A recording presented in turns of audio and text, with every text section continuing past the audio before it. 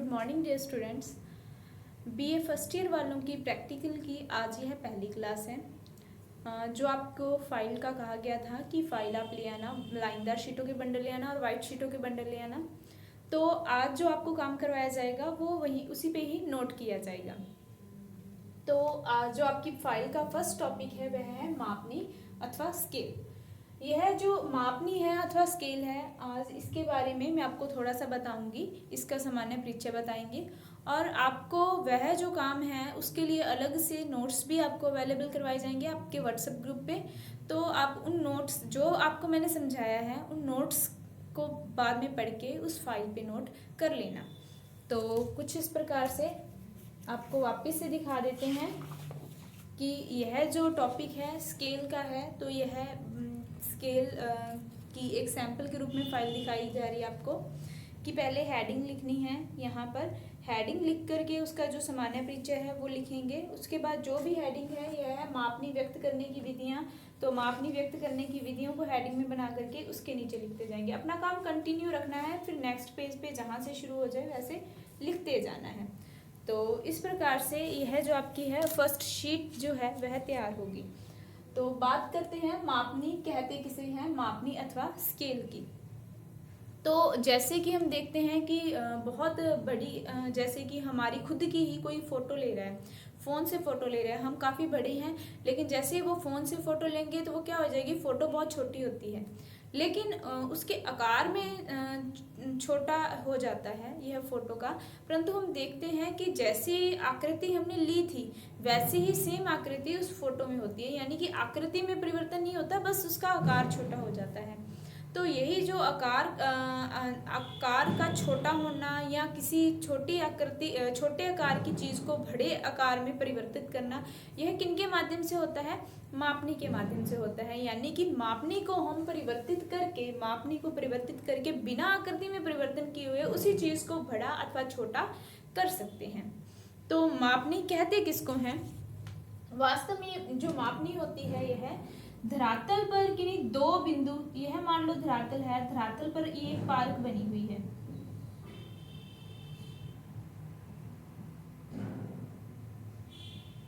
इसी पार्क को हम यहाँ पे एक नोटबुक पे उतारते हैं, ये पार्क पे छोटी बना दी। वास्तव में धरातल पर यह पार्क इतनी बड़ी थी। तो यह धरातल के जो दो बिंदु हैं इनके मध्य की दूरी, और इन्हीं दो बिंदुओं के मध्य की दूरी कहाँ पर, अपने मानचित्र पर के मध्य के अनुपात को मापनी कहते हैं। यानी कि मान लो इनके मध्य की दूरी कितनी है, 10 सेंटीमीटर, और इनके मध्य की दूरी कितनी है, ये जो अपने मानचित्र पर वही दो बिंदु दर्शाए हैं वह 1 सेंटीमीटर में दर्शाए हैं। तो इनकी मापनी क्या होगी, 1:10। यानी कि धरातल पर किन्हीं दो बिंदुओं के मध्य की दूरी और उन्हीं दो बिंदुओं के मध्य की दूरी मानचित्र पर के मध्य के अनुपात को मापनी कहा जाता है। तो यह जो उसके मध्य का जो अनुपात आ जाएगा यह क्या कहलाएगा, मापनी कहलाएगा। मापनी जो होती है इसे अलग, यह जो मैंने जिस प्रकार से ये मैंने अनुपात लगा के इनको प्रदर्शित किया है, तो इनको केवल अनुपात के माध्यम से ही प्रदर्शित कर सकते हैं या अन्य भी कई प्रकार हैं जिनके माध्यम से हम दर्शा सकते हैं कि इसकी मापनी यह है। तो वह अलग अलग विधियां होती हैं। तो अब बात करते हैं मापनी को व्यक्त करने की विधियां या फिर methods of expressing the scale. तो स्केल को हम किन किन माध्यम से एक्सप्रेस कर सकते हैं, जो मेथड्स हैं वह मुख्यतः 3 हैं। साधारण कथन विधि को सिंपल स्टेटमेंट मेथड भी कहते हैं। यानी कि किसी भी मानचित्र पर जब हम उसकी मापनी को बताने के लिए कथन का उपयोग करते हैं, यानी कि मानचित्र की मापनी को बताने के लिए हम क्या करते हैं, शब्दों के माध्यम से उसका विवेचन करते हैं, वो साधारण कथन विधि कहलाती है। फॉर एग्जाम्पल हम ले सकते हैं कि मान लो यहाँ पर हमने क्या कहा था कि 1 सेंटीमीटर है धरातल, मानचित्र पर 1 सेंटीमीटर बराबर धरातल पर कितना है, वही 10 सेंटीमीटर। हो सकता है हमने मानचित्र पर 1 सेंटीमीटर बनाया हो और धरातल पर वह दूरी क्या हो, इसको एक बार छोड़ दो आप। हम धरातल पे मानचित्र पे 1 सेंटीमीटर की दूरी है, वही हमारी धरातल पे क्या कर रही है, 1 किलोमीटर को प्रदर्शित कर रही है। या फिर एक और एग्जांपल लेते हैं कि 1 इंच की दूरी है जो क्या करती है, धरातल पर 60 गज शो कर रही है। तो यह जो है, इनमें क्या किया गया है कि जो मापनी है वह शब्दों के माध्यम से बताई गई है, centimetre, kilometre, centimetre, centimetre, inch, गज। तो जब शब्दों के माध्यम से हम मानचित्र की मापनी को व्यक्त करते हैं तो उसको साधारण कथन विधि या फिर सिंपल स्टेटमेंट मेथड कहा जाता है। नेक्स्ट जो मेथड है मापनी को व्यक्त करने का, वह है निरूपक भिन्न विधि। निरूपक भिन्न विधि या फिर इसको क्या कहते हैं, रिप्रेजेंटेटिव फ्रैक्शन मेथड। ध्यान रखना, बहुत इंपॉर्टेंट क्वेश्चन है। जब आप प्रैक्टिकल करोगे तो प्रैक्टिकल में जब आपका प्रैक्टिकल का एग्जाम होगा तो बाहर से उस समय एग्जामिनर भी आएंगे, वो आपका वाइवा भी लेंगे। वाइवा लेंगे यानी कि वो आपसे जो आपने फाइल तैयार की है उसी फाइल से आपसे क्वेश्चन भी पूछेंगे। तो जो प्रैक्टिकल होता है वह केवल रिटन में नहीं होता, जैसे कि आप अपने यूनिवर्सिटी एग्जाम देते हो वह रिटन में होते हैं। तो प्रैक्टिकल में क्या होता है, रिटन में टेस्ट के साथ साथ आपका ऑरल में टेस्ट भी लिया जाता है, आपसे सुना भी जाता है। तो वही कहलाता है प्रैक्टिकल में वाइवा वॉइस। तो वाइवा वॉइस में जो महत्वपूर्ण क्वेश्चन है, आपकी जो फाइल का फ्रंट क्वेश्चन है मापनी, तो वह सबसे पहले तो ये पूछ लेते हैं कि मापनी किसे कहते हैं। फिर उनका महत्वपूर्ण यह भी क्वेश्चन होता है कि आरएफ किसे कहते हैं, या फिर निरूपक भिन्न किसे कहते हैं, या फिर आरएफ की फुल फॉर्म बताओ। तो आरएफ की फुल फॉर्म क्या है, निरूपक भिन्न, प्रदर्शक भिन्न, या फिर रिप्रेजेंटेटिव फ्रैक्शन। तो अब यह निरूपक भिन्न या फिर रिप्रेजेंटेटिव फ्रैक्शन क्या होता है, जब अपने कोई भी, जैसे ये अपने एक मानचित्र की मापनी थी, क्या थी, 1 सेंटीमीटर बराबर 1 लाख सेंटीमीटर, जैसे ये ले ली।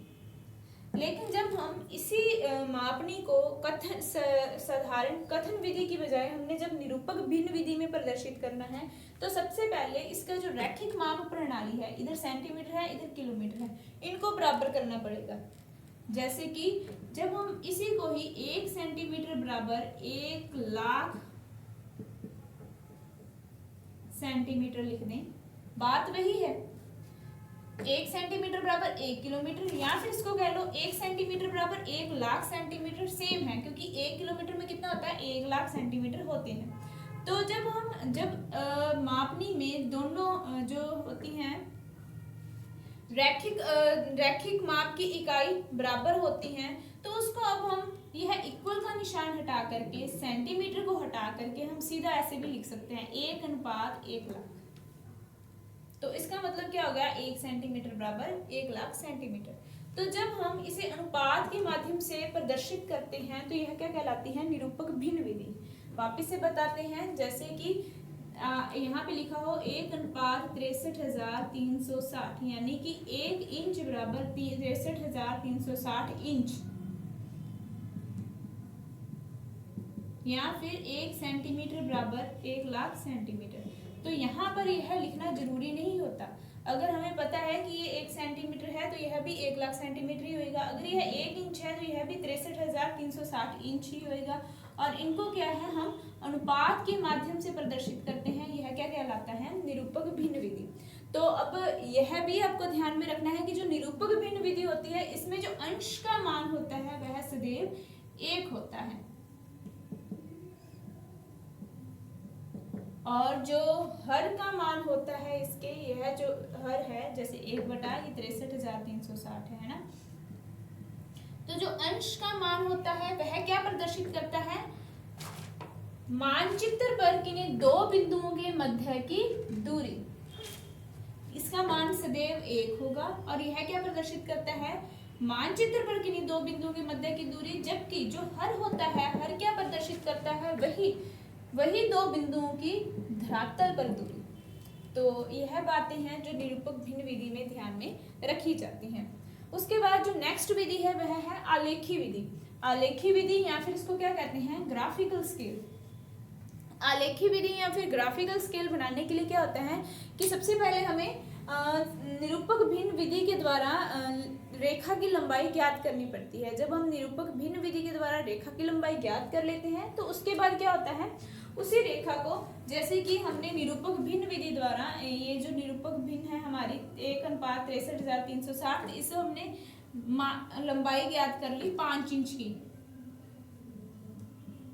तो हम क्या करेंगे, वही 5 इंच की एक रेखा बनाएंगे, उसको क्या करेंगे, समान भागों में बांटेंगे। मान लो हमने 5 भागों में बांट लिया, 1 2 3 4 और 5, 1 2 3 4 5। ये पर जो बॉक्स है वह 1 इंच का है, तो टोटल कितने हो गए, 5 इंच हो गए। तो इनको हम क्या कहेंगे, प्राथमिक भाग कहेंगे।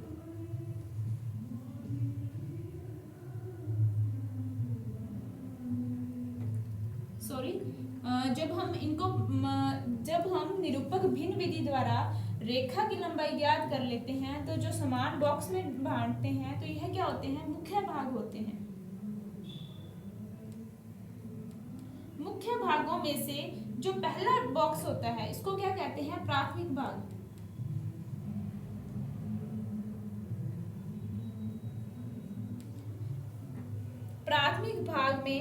प्राथमिक भागों को क्या किया जाता है, गौण भागों में विभाजित किया जाता है। यानी कि जो बाकी ये सारे इक्वल बॉक्स होते हैं, ये सारे एक जैसे ही रहते हैं, लेकिन जो पहले वाला बॉक्स होता है, इसको क्या करते हैं, हम गौण भागों में विभाजित करते हैं, यानी कि इसका वापस से विभाजन किया जाता है। तो ये जो छोटे बॉक्स बन गए, अब ये जो हैं ये छोटे हैं, इनकी तुलना में ये बराबर हैं, ये बराबर है, ये बराबर है, ये मुख्य भाग है। लेकिन जो प्राथमिक भाग है, इसको क्या किया है, गौण भागों में विभाजित किया है। तो अब ये जो भाग हैं, इनको क्या कहेंगे, गौण भाग।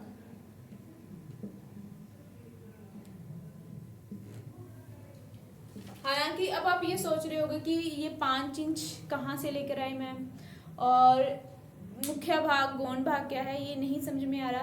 तो ये आपको जब हम यहाँ पर पहुँचेंगे, जब हम मापनी बनाना सीखेंगे इससे नेक्स्ट क्लास में, तो तब हम आपको बताएंगे कि ये 5 इंच कहाँ से आया है, किस प्रकार से निरूपक भिन्न विधि द्वारा रेखा की लंबाई ज्ञात की जाती है, ये कौन सी रेखा है जिसकी लंबाई ज्ञात की जाती है, वो हम आपको सवाल के माध्यम से समझाएंगे। लेकिन फिलहाल आपको यह ध्यान में रखना है कि आलेखी विधि में क्या किया जाता है, निरूपक भिन्न विधि द्वारा रेखा की लंबाई ज्ञात करके उनको मुख्य भागों में विभाजित कर दिया जाता है तथा प्राथमिक भागों के गौण भाग कर दिए जाते हैं। यानी कि वह मापनी जिसमें जो धरातल की दूरी है वह प्राथमिक भागों तथा गौण भागों के द्वारा प्रदर्शित की जाती है, वही आलेखी विधि कहलाती है। तो इनमें क्या फर्क हो गया कि इसमें कथनों के माध्यम से प्रदर्शित की जाती थी मापनी, जबकि इसमें क्या की जाती थी, अंश और हर जो होते हैं वह अंश सदैव एक होता है, जो हर होता है वह भी उसी रैखिक माप प्रणाली में होता है, और दूसरे नंबर पे क्या होता है कि यह अनुपात में प्रदर्शित किया जाता है। तो इसमें मापनी जो है अनुपात में प्रदर्शित की जाती है। लेकिन आलेखी विधि में क्या किया जाता है, आलेखी विधि में रेखा खींच करके उसको क्या है, प्राथमिक और गौण भागों में विभाजित, मुख्य भाग और गौण भागों में विभाजित किया जाता है। जो गौण भाग हैं वह किसके किए जाते हैं, प्राथमिक भाग के किए जाते हैं। तो अब इसमें दूरी कैसे प्रदर्शित होएगी, तो जो ये जैसे एक बॉक्स है, ये कितने की दूरी प्रदर्शित करता है, मान लो ये एक बॉक्स है, ये एक बॉक्स आपकी 1 मील की दूरी प्रदर्शित कर रहा है, 2 मील, 3 मील, 4 मील। तो यह जो है, ये हालांकि हमने यहाँ पे पीछे अपने क्या लिख दिया, इसको मील्स। तो यह जो एक बॉक्स हमने यह खींचा है, यह क्या है, ये 1 मील का नहीं है, ये 1 मील तो लंबा नहीं है, आपको भी पता है। लेकिन यह क्या कर रहा है, यह जो एक बॉक्स है, यह क्या कर रहा है, 1 मील की दूरी प्रदर्शित कर रहा है। यानी कि इतने बॉक्स को धरातल पे हम देखें तो यह 1 मील की दूरी दर्शा रहा है। तो इसका तात्पर्य यह है कि इस जो आलेखी विधि है, आलेखी विधि में हम आलेखी मापनी बनाते हैं, इनके नीचे धरातल की वास्तविक दूरियां लिखते हैं, न कि मानचित्र की कि हमने यह बॉक्स कितने इंच का बनाया है, यह मायने नहीं रखता। हम नीचे क्या रखते हैं, नीचे लिखते हैं धरातल की वास्तविक दूरी। तो यह हो गई आलेखी विधि। अब आलेखी विधि से यह जो मापनी बन गई है, इसको क्या कहते हैं, आलेखी मापनी कहते हैं। आलेखी मापनी जो है वह मुख्यतः, इसके अगर भेद देखें, काइंड्स ऑफ ग्राफिकल स्केल, तो यह मुख्यतः 4 प्रकार की होती है। सरल मापनी या फिर इसको क्या कहते हैं, प्लेन स्केल, तुलनात्मक मापनी या फिर कंपैरेटिव स्केल, विकर्ण मापनी या फिर इसको कहते हैं डायगोनल स्केल, और विशिष्ट मापनी। जो विशिष्ट मापनी है यह आपके सिलेबस में नहीं है। तो अभी आपके सिलेबस में क्या है, सरल मापनी, तुलनात्मक मापनी और विकर्ण मापनी, यानी प्लेन स्केल, कंपैरेटिव स्केल और डायगोनल स्केल। तो नेक्स्ट जो क्लास है उसमें हम सीखेंगे कि सरल मापनी कैसे बनाई जाती है, सरल मापनी किसे कहते हैं, एक एक करके उसके हम कई उदाहरण भी देंगे और सरल मापनी बनाना भी सीखेंगे। उसके बाद हम शुरू करेंगे तुलनात्मक मापनी, फिर शुरू करेंगे विकर्ण मापनी। तो फिलहाल के लिए आपने क्या करना है, अगर ये आपको क्लास समझ में आ गई है तो एक बार इसे, जो मैं आपको इसके साथ ही नोट्स भेजूंगी, तो आप उसे भी, नोट्स को भी अच्छी तरह से पढ़ लें और उसके बाद उसे फाइल पे नोट कर लें। तो ये एक बार जब नोट हो जाएगा उसके बाद हम नेक्स्ट शुरू करेंगे। धन्यवाद।